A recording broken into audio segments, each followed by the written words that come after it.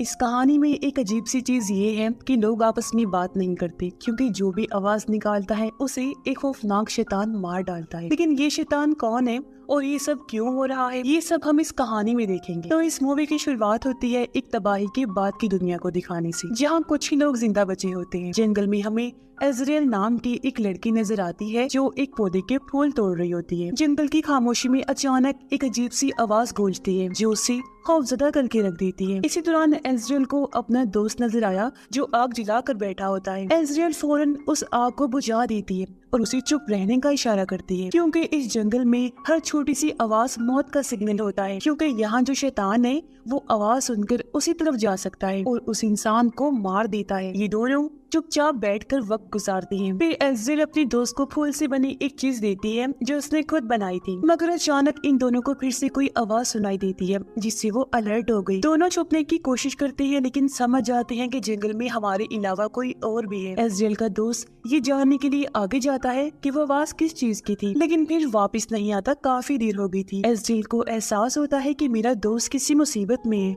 इसलिए वो जल्दी से वहाँ से भाग निकलती है। वो काफी दूर तक भागती है। रास्ते में उसे एक आदमी मिला जो एजरियल को पकड़ लेता है। उसी वक्त एजरियल को एहसास हुआ कि उसके दोस्त को भी किसी ने पकड़ लिया है। दोनों को अलग अलग गाड़ियों में डाला गया और कहीं दूर ले जाया जाता है। एजरियल गाड़ी से निकलने की कोशिश करती है लेकिन कामयाब नहीं हो पाती। फिर गाड़ियाँ अलग अलग हो जाती हैं। एजरियल को एक अनजान जगह पर लाकर बांध दिया जाता है। वहाँ पे कुछ लोग पहले से ही मौजूद थे। एक लड़की भी थी जिसका नाम जोसेफाइन होता है। वो चाकू से एजरियल के पैर पर कट लगाकर उसे जख्मी कर देती है जिससे उसका खून बहने लगता है। अब वो लोग कुछ दूर जाकर मंत्र पढ़ने लगते हैं। ये देखकर एजरियल को समझ आ जाती है कि ये लोग किसी कल्ट का हिस्सा हैं, यानी जादू टोना करने वाले ग्रुप का हिस्सा, और ये लोग रिचुअल जादू कर रहे हैं और शैतान की पूजा करते हैं। तभी वहाँ पर एजरियल को एक शैतान नजर आता है जिसका जिस्म ऐसे था जैसे वो जला हुआ हो। उसे देखकर एजरियल अपनी जान बचाने के लिए अपने हाथ छुड़वाने की कोशिश करती है, जिसमें आखिरकार वो कामयाब हो भी जाती है। पर इससे पहले वो भागती,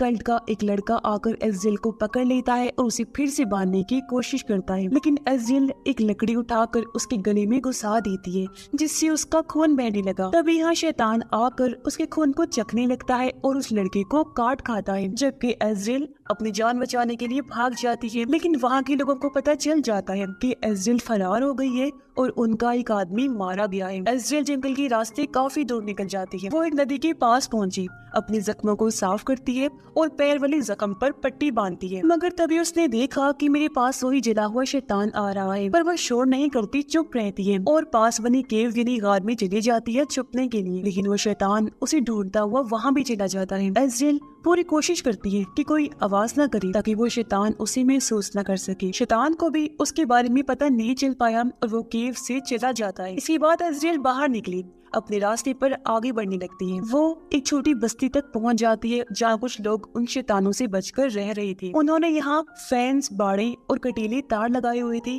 ताकि कोई अंदर ना आ सके। फैन से बचते हुए छुपते छुपाते एजरियल अंदर आ जाती है ताकि वो अपने दोस्त को ढूंढकर आजाद करवा सके, क्योंकि उसके दोस्त को यही लाया गया था। लेकिन फिर उसे वो फूल मिल जाता है जो उसने अपने दोस्त के लिए बनाकर उसे दिया था। वो यहाँ था पर इसका दोस्त नहीं था, जिससे उसे समझ आ जाता है कि मेरा दोस्त मर चुका है और ये देखकर उसे बहुत गुस्सा आता है। तभी यहाँ जोसेफाइन नाम की वो लड़की भी आ जाती है। वो एक बूढ़ी औरत को चेक करने जाती है जिसकी हालत बहुत खराब थी और ये औरत जोसेफाइन की माँ थी। इसके बाद जोसेफाइन यहाँ से एक चर्च में जाती है। चर्च में कल्ट के काफी सारे लोग इकट्ठा होते हैं और वो सब लोग शैतान की पूजा करने में मसरूफ थे। जोसेफाइन जैसे अंदर आई, सब लोग वहाँ से चले जाते हैं। यहाँ चर्च में एक औरत भी थी जो दरअसल यहाँ की सिस्टर थी और वो माँ बनने वाली थी। जोसेफाइन सिस्टर से आकर मिलती है और जब सिस्टर को पता चला कि वो लड़की यानी एजरियल यहाँ से भाग गई है तो उसे काफी गुस्सा आया। वो जोसेफाइन के मुंह पर थप्पड़ मारती है, कहती है कि तुमसे इतना सा काम ना हो पाया।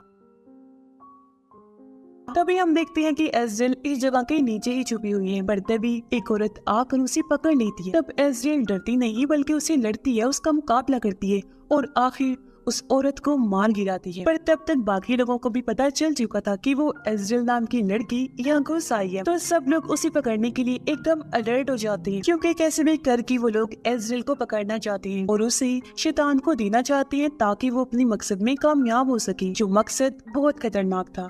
अब वो क्या था, इसका जवाब हमें आगे चलकर पता चलेगा। इसी वक्त एज़रियल को भी पता चल जाता है कि वो लोग उसे ढूंढ रहे हैं। वो खुद को बचाने के लिए वहाँ से भागती है, लेकिन उसका पाँव फेंस में फंस जाता है। वो किसी तरह अपना पाँव निकालती है और जंगल की तरफ भागती है। वो फिर से जंगल में काफी दूर निकल आई थी। रात भी हो गई थी, तो वो थक कर एक पत्थर के पास रुक जाती है। लेकिन पत्थर के पास ही एक शैतान भी बैठा होता है जो उस पर अटैक करने वाला होता है। पर जैसे तैसे एज़रियल खुद को बचाती है, लेकिन उसे एहसास हो गया था कि यहाँ एक नहीं बल्कि कई सारे शैतान हैं। वो अपनी जान बचाने के लिए यहाँ से भागने लगी और सड़क पर पहुंच जाती है, जहाँ उसे देखकर एक आदमी अपनी गाड़ी रोक लेता है। वो जब बाहर आया तो एज़रियल को चुप देखकर पूछता है कि आखिर तुम हो कौन और इतनी चुप क्यों हो, क्यों नहीं बोल रही हो। तब एज़रियल उसे भी चुप रहने का इशारा करके गाड़ी में जाकर बैठ जाती है और आदमी उसे लेकर यहाँ से निकल जाता है। गाड़ी में भी वो एज़रियल से पूछता है कि क्या तुम्हें भूख लगी है। एज़रियल चुप रहती है क्योंकि वो किसी से बात नहीं करना चाहती, चुप रहना चाहती है। अब ये आदमी इस जगह का नहीं था, तो अनजाने में वो गाड़ी का म्यूजिक तेज आवाज में लगा देता है, जो आवाज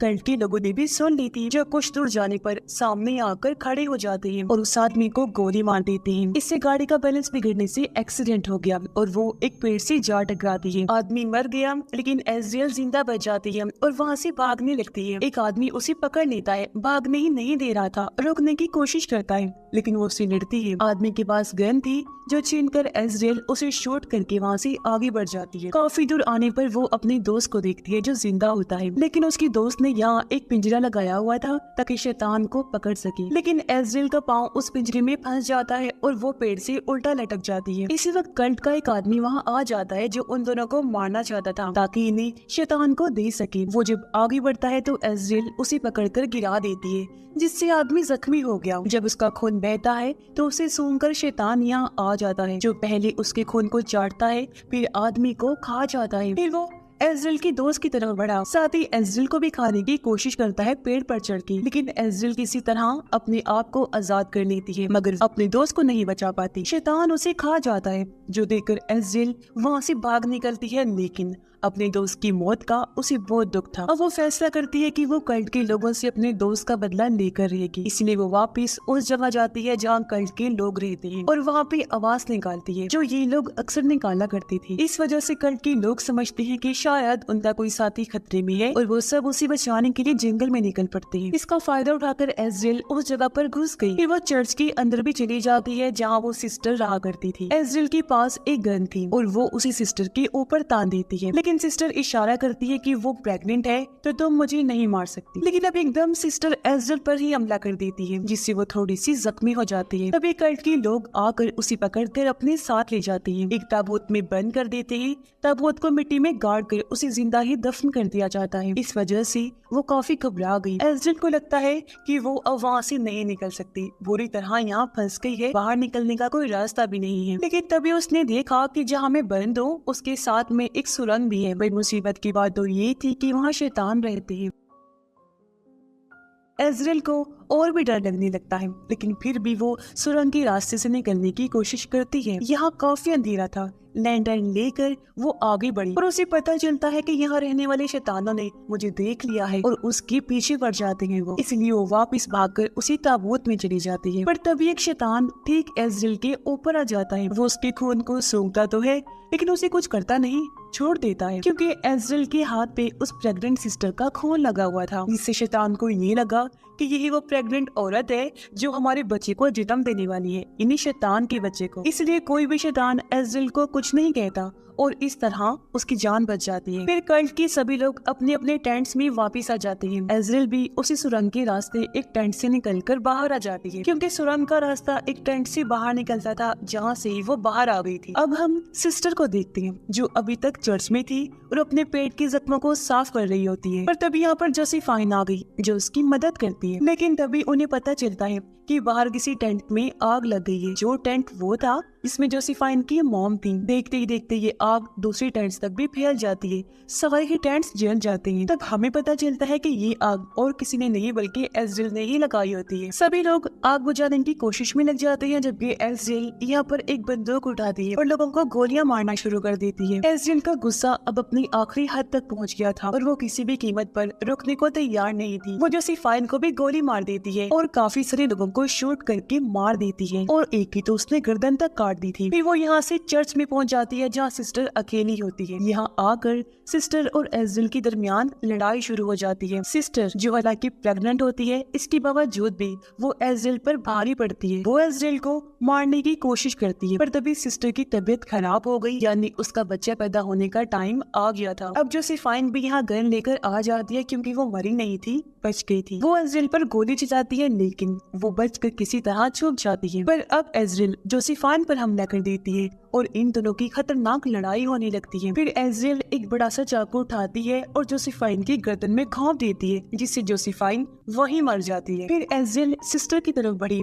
सिस्टर ने अपने बच्चे को पैदा कर दिया होता है, लेकिन वो इससे बहुत ज्यादा खौफजदा हो गई। उसे बच्चे से डर लग रहा था। वो अब खुद एक चाकू उठाती है और अपना गला काट लेती है, जिससे उसकी वहीं पर मौत हो जाती है। एज़रेल उस बच्चे को देखने के लिए आगे बढ़ी। वो बच्चे को अपने हाथ में उठाती है। अब तभी वहाँ पर बहुत सारे शैतान आ जाते हैं। साथ ही हम इस बच्चे का चेहरा देखते हैं, जो इंसानी बच्चा नहीं था बल्कि किसी बकरी की तरह लग रहा था। बहुत ज्यादा भयानक रूप था उसका। अब वो सारे शैतान एज़रेल के सामने आ गए, लेकिन उसे कुछ भी नहीं कहते क्योंकि उन्हें ये लगता है कि ये बच्चा उनका मसीहा है और एज़रेल इस मसीहा की माँ है, तो हम इसे कुछ भी नहीं कह सकते। सब शैतान ये देखकर काफी खुश हो जाते हैं और वो उसके सामने झुक जाते हैं, जिसे एज़रेल को इस टाइम ये एहसास हो रहा था कि मैं इनके लिए कितनी अहम हूँ, क्योंकि उन शैतानों का मसीहा मेरी गोद में है और वो इसे मेरा बच्चा समझ रहे हैं, मुझे इसकी माँ समझ रहे हैं। वो बड़े गौर से बच्चे को देख रही होती है क्योंकि वो सोच रही थी कि एक तरह से इस बच्चे के जरिए मेरे पास पावर आ गई है, जो अब मैं इंजॉय करूंगी